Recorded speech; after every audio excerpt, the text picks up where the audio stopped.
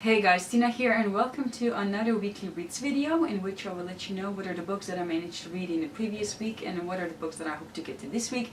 And last week was still part of Tom Topple and I hoped to get to 2 books, and that of course didn't happen as is the case usually, you know, in the last few months. Anyway, so the book that I started reading last week was The Last Magician by Lisa Maxwell, which is a young adult fantasy historical fiction type of book, and it tells the story of Esther, who is a magician and she lives in New York, and Manhattan is surrounded by this thing called Brink, and if a magician crosses it they lose their powers and they can also die depending on how strong they are.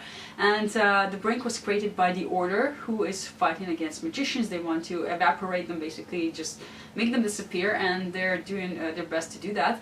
Anyways, she is also able to travel through time, and she is constantly sent on these missions through time to get certain objects that would make, well, that would help them destroy the Order, and that's what her mission is. I started reading and I think I read part 1 and all that, and it just didn't grab me yet, so it was pretty easy to actually put it down. And then I picked up Ether of Night by Brandon Sanderson, which is one of his unpublished works, and I'm not going to go too deeply into it because of that, since, you know, the majority of you will never read it anyways. And it's sort of like, you know, a dessert. If after you've read all of his Cosmere books, you can read this one, because it does have certain elements of the Cosmere that are potentially spoilery, you know, and it's a rough draft, and still it was better than a lot of the books that I read this year. You know, last week I ended up finishing a book that I was reading for a month, and it's roughly the same size, around 700 pages. For this one I needed 2 days, so that's Brandon Sanderson. That's what he does for me, you know. I just adore him. Anyways, this is a book about Red. He is the firstborn son of the Emperor, and as such you would imagine that he's the heir, but his father decided that he would be better suited for priesthood, and that's where he is when we start off the book. And he's not really happy there, because, you know, he has a twin brother that is the heir, and he feels that he would be better suited for that. Despite that, he's, you know, sort of resolved, you know, he's gonna do the best that he can as a priest, yeah, but then things happen and he has to basically take up the mantle of being the emperor and save the, you know, the empire and everybody in it. There's this great magic system again with ethers. These are, well, they can be stones or vines or whatever that are sort of embedded in your skin, and then you sort of connect with it and they grow and do what you want them to do. And it's, you know, really interesting. And there were definitely a lot of elements in this book that you see in his published works, you know, things that he reworked and made better and then used in his other books, and I really enjoyed it.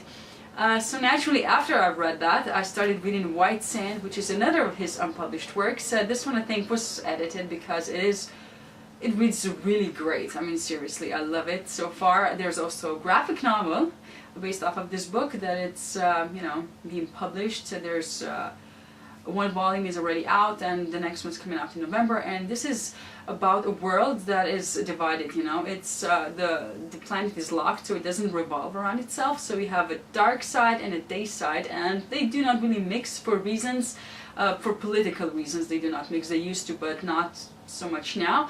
And we meet Kenton, who lives on the day side, and he wants to be a sandmaster. His father is the lord of sandmasters, and they're capable to, you know, use the sand as, well, for different things, like, you know, lifting things, protecting themselves, fighting and everything.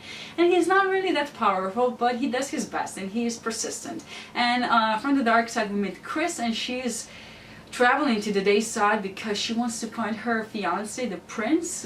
He has been gone for 2 years. He went on a mission because dark side has its problems, and they're trying to sort of defeat their evil overlord, and they need help, and they want to get sandmasters to do that. So she's traveling there, and it's really funny because she's you know, a university educated woman, and she has these professors with her, and they're all into anthropology, and the way they sort of analyze the dayside culture is really interesting and fantastic, and so much fun to read.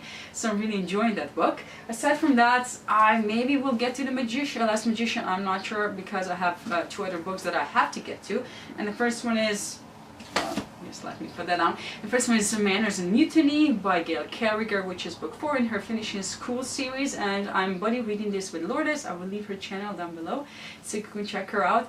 This book will be a pretty quick read because it's a young adult fantasy steampunk, I don't know what else. It's really enjoyable and humorous, and I really love it, and I cannot wait to see how this series ends. And then I also have to read The Daughter of the Burning City by Amanda Foody, because I have an art copy and I have to review it, and I have heard nothing but good things about that book, so I'm really looking forward to that one. And I think it sort of takes place in a carnival or a circus, and we have this girl who is able to create illusions, but she doesn't know that these illusions are real, and then they start dying off. And that's what I know, and I cannot wait to read it. But yeah, basically that's it. Those are my plans. We'll see what happens. Let me know down in the comments what you're currently reading, or if you have read any of these books. Oh, I cannot speak today. Do let me know down in the comments how you felt about them. Anyways, thank you for watching and see you in my next video. Bye!